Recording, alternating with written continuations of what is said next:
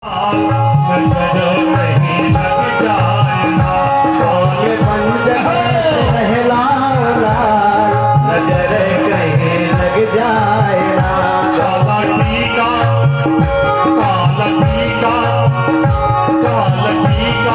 लगाऊं तोरे पास, नजर कहीं लग जाए ना।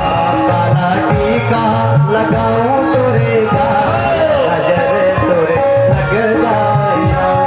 के पंचक से नहलाऊं लाल, नजर कहीं लग जाए ना।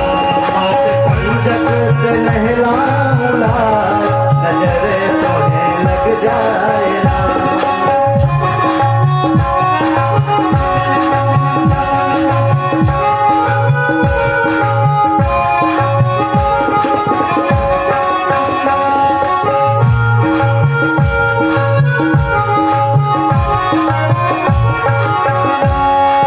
बेटा हमारा है तू ही सहारा, बेटा हमारा है तू ही सहारा।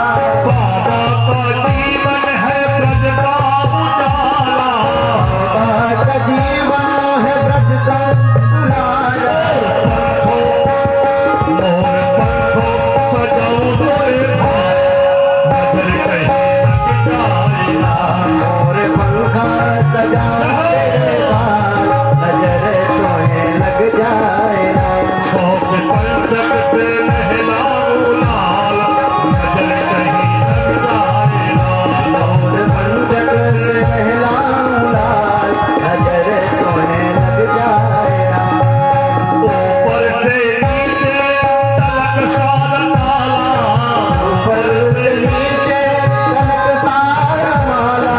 काजल से मेरा न कुछ होने वाला। काजल केरा न कुछ हो वाला। तारी कमरिया को तारे, नजर कहीं लग जाए ना। काला टीका लगा दूं मेरे लाल, नजर तेरे लग जाए ना। पंचक से नहलाऊं लाल, नजर कहीं लग जाए ना। पंचक से नहलाऊं लाल, नजर तुम्हें लग जाए ना।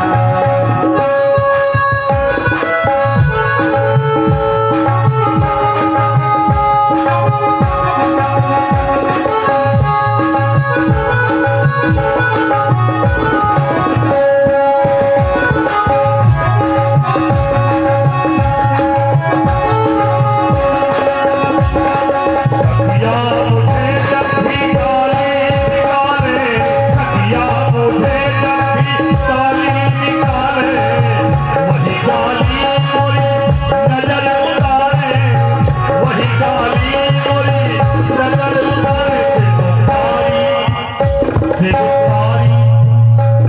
तारी कमरिया को तारा, नजर कहीं लग जाए ना। के पंचक से नहलाऊं लाल, नजर कहीं लग जाए ना। नजर कहीं लग जाए ना। नजर कहीं लग जाए ना। बोले नंद के लाला की जय। जय हो। पंचगव्य से स्नान कराने लगी मियाँ, और बालक रक्षक कवच एक होता है गोविंद के नामों का। उनके नाम से ही, गोविंद के नाम से ही गोविंद को झाड़ा लग रहा है, उनको झाड़ा जा रहा है। अब देखिए कितने प्रसन्न, गोविंद कह रहे हैं बाहर है भगवान, मेरे ही नाम से मेरे कोई झाड़ा लग रहा है। मैया कह रही हे इंद्रदेव रक्षा करना, हे लक्ष्मी नारायण रक्षा करना मेरे लल्ला की, हे देवी देवता रक्षा करना। इस प्रकार से मैया मनाती है। अब नंद बाबा मथुरा चले गए। जब नंद बाबा मथुरा गए और इधर गोकुल में तहलका मच गया। एक ग्वाला दौड़े दौड़े गया, बाबा बाबा आप नहीं थे तो पता है, आप मथुरा चले गए तो यहाँ क्या हो गया? बोले क्या हो गया? बोला एक सखी आई और गोविंद को पता नहीं क्या कहाँ लेकर गई थी। लेकिन सुरक्षित है, मैया ने सब झारा और लगा दिया। बोले मैं जानू, क्योंकि जो मेरा मित्र वसुदेव है ना, मुझे पता था वो बहुत बड़ा ज्योतिषी है। जब मैं मथुरा उससे मिलने गया, बधाई देने गया कि लल्ला हुआ है, तो मुझे पता है, वो बताया कि मित्र बाबा तुम जल्दी जाओ, जल्दी गोकुल पहुंचो, क्योंकि वहां उत्पात होने वाला है, जल्दी जाओ। आज मुझको पता चल गया कि मेरा वसुदेव बहुत बड़ा ज्योतिषी है। अब उसको पता हो गया, मुझे बताया, मैं आने में लेट कर दिया महाराज। अब वो पुनः प्रार्थना करते कि नारायण मेरे छोरा की रक्षा करे, हे नारायण मेरे छोरा की रक्षा करियो। इस प्रकार से बार बार प्रार्थना करते हैं। और भगवान नंद बाबा बोले एक काम करो, सब ला लेके चलो, कहीं कहाँ चलना है? कहीं पहले औजार तो उठाओ फिर बताओ। कहीं मैं रास्ते में आया और देखा कि एक विशाल पर्वताकार शरीर पड़ा हुआ है। कहीं कितना बड़ा होगा? कहीं 9-10 किलोमीटर के अंतराल में होगा। अरे बाप रे! कहीं महाराज पहले चलो, रास्ता साफ करो, आने जाने का रास्ता खुल जाए तब तो काम बनेगा, नहीं तो ना चुनाव बर्त आ सकता है ना कोई आ सकता है। तो वहां गए और रास्ता कोई महाराज ये तो उठेगी नहीं, क्रेन उठा नहीं सकती, 2010-50 टन उठाती है बेचारी, क्रेन भी नहीं उठा सकती। अब क्या किया जाए? बोले इसके हाथ को काटो, क्रमशः काट काट करके कहीं महाराज एक जगह रख दिया।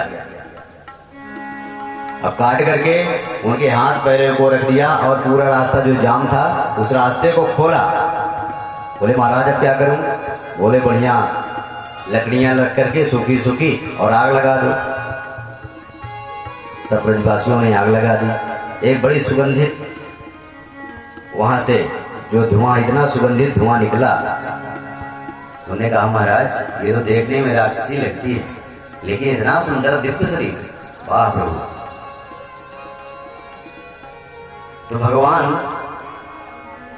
अब जब इस प्रकार देखा, पूरा ब्रजमंडल जो था सुवासित हो गया। परीक्षित चौंके, महाराज ये क्या बात? पूतना जैसी पापनी के दग्ध होने पर सुंदर सुगंध कहां से आई महाराज? बताओ।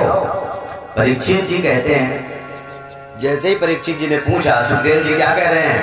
क्या वह पूतना लोग पद्मनी राक्षसी रुदिनासना जिघंसा या विहरे स्तनम दत्वा सदगतिम, वह भला।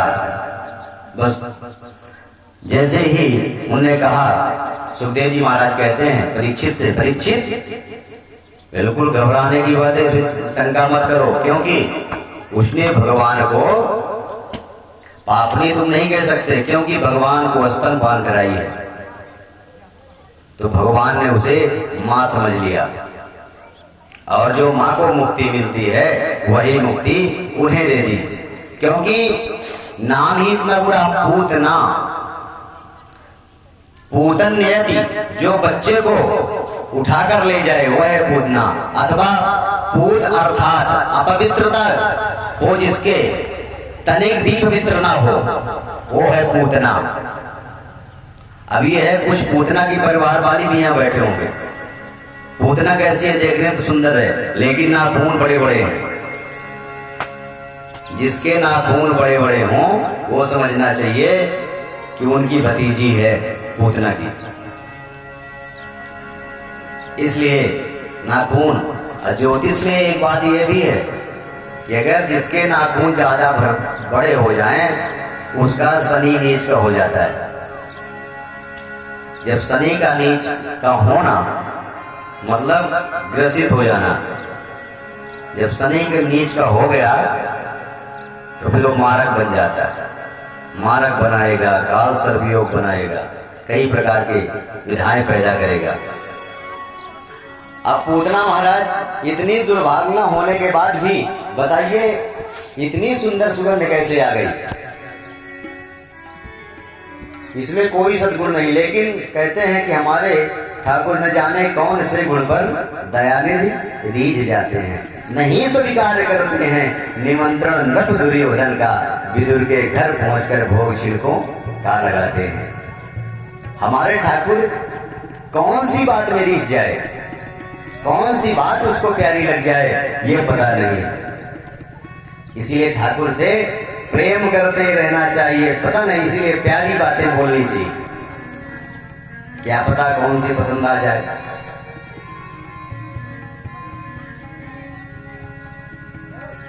तो महाराज उनको ये जो दूधपान की जो थी, कहते जन अवगुण प्रभु मान न काऊ, दीन बंधु अति मृदुल स्वभाव।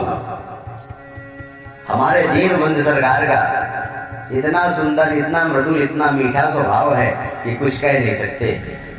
इतने सुंदर है हमारे भगवान ठाकुर जी। भगवान की ऐसी कृपा में स्वभाव ना हो तो जीव कल्याण कैसे होगा। इसलिए कल्याण करने के लिए प्रभु इतने सरल हैं, इतने सरल हैं कि अब क्या कह दें। अब सरल कितने, अब विदुर जी एक पद लिखते हैं, कितना सुंदर, बढ़िया है। आपका कृपामय स्वभाव है, जिसके ऊपर आपकी कृपा हो जाए वो इस भव से पार हो जाता है।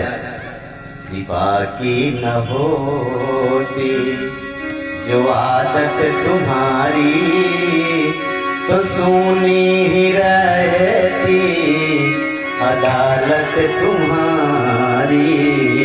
कृपा की न होती जो आदत तुम्हारी, तो सुनी ही रहती अदालत तुम्हारी। कसम न होती जो आदत तुम्हारी, तो सुनी ही रहती अदालत तुम्हारी।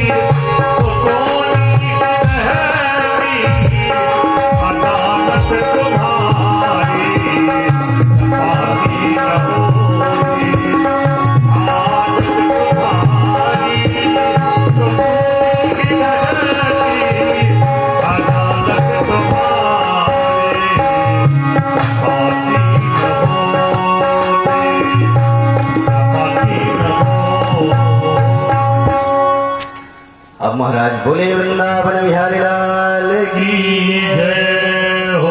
क्योंकि भगवान ऐसे कृपा करते हैं। एक बार एक भक्त की कथा आती है, बहुत भगवान को पुकारा, कई बार पुकारा, लेकिन पुकारते पुकारते परेशान हो गया। तो क्या धमकी देता भगवान को, अब की पुकार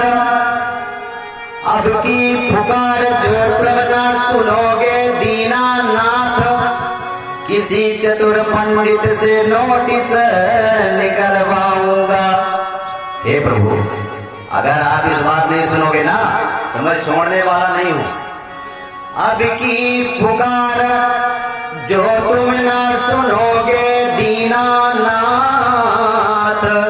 किसी चतुर पंडित से नोटिस निकलवाऊंगा। और नोटिस न लेने पर क्या कहता है, नोटिस निकलवाऊंगा और फिर लिख के पता मैं अयोध्या पठाऊंगा। कहां पठाऊंगा? अयोध्या जी।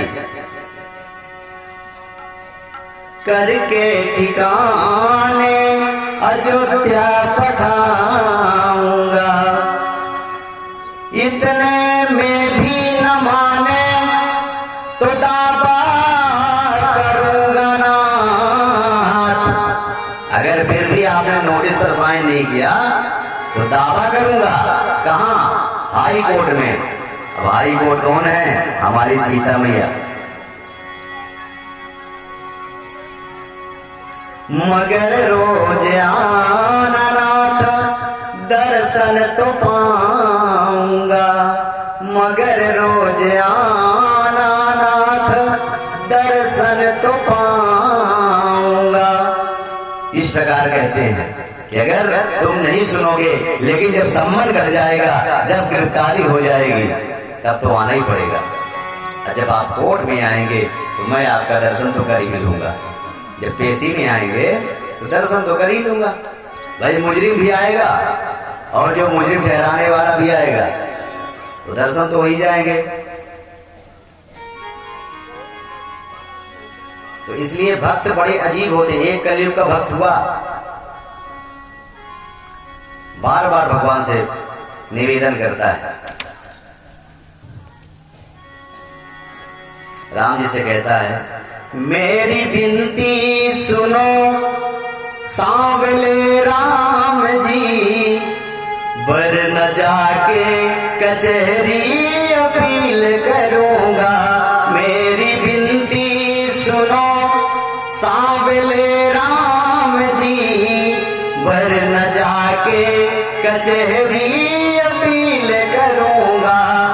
हार जाओगे खुद का मुकदमा प्रभु, हार जाओगे खुद का मुकदमा प्रभु।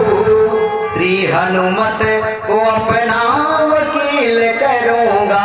हार जाओगे खुद का मुकदमा प्रभु, श्री हनुमत को अपना वकील करूंगा।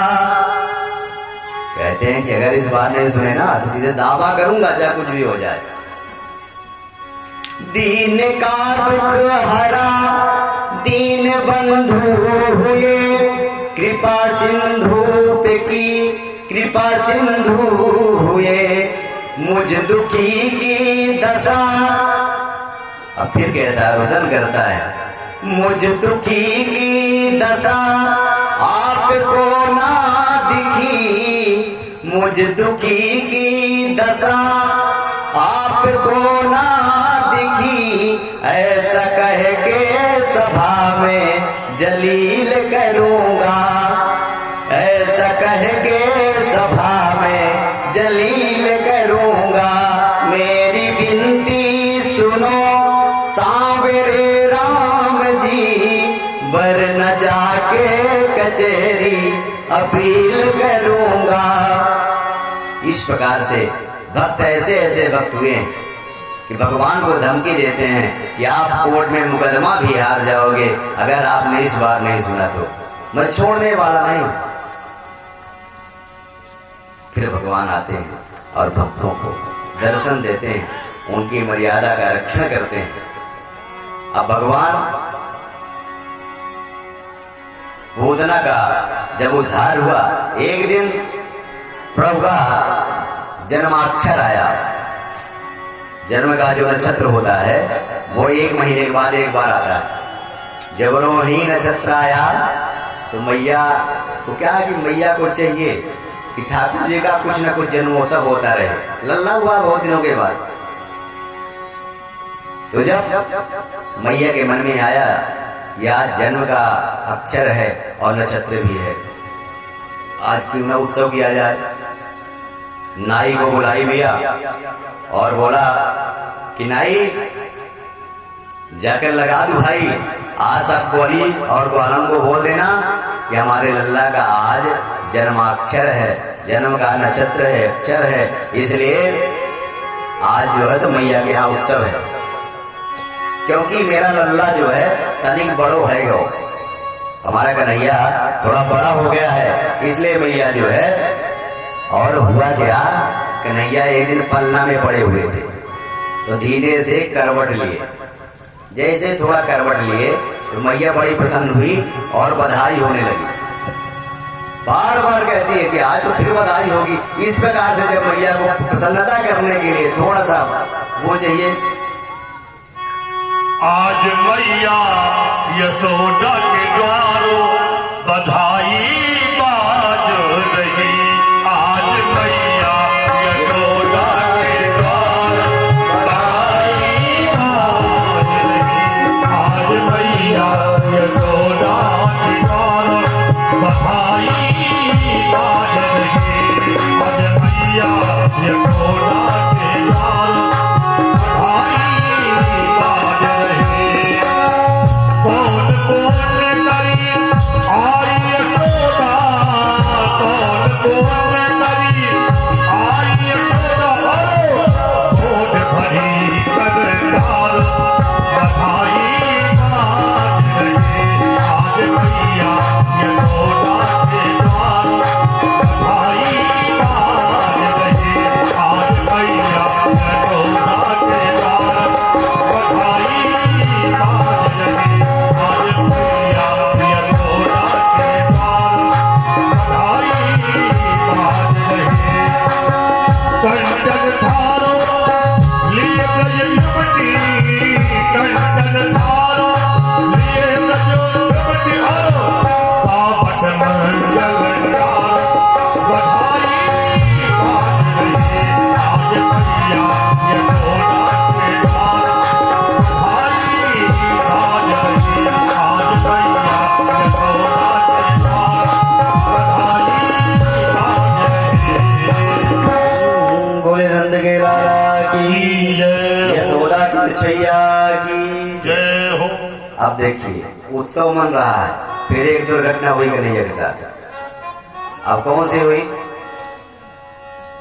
अब इधर गान तान बढ़िया चकाचक चल रहा है और मैया कन्हैया को एक पल्ले में बांध करके और बैलगाड़ी में लटका दिया, नीचे झुला दिया कि झूलता रहेगा और इधर नाच गाना हो रहा, क्योंकि कभी राक्षसी आ जाए, कभी सखी आ जाए, कभी कोई आया और कन्हैया को लेकर रफू चक्कर हो जाता है।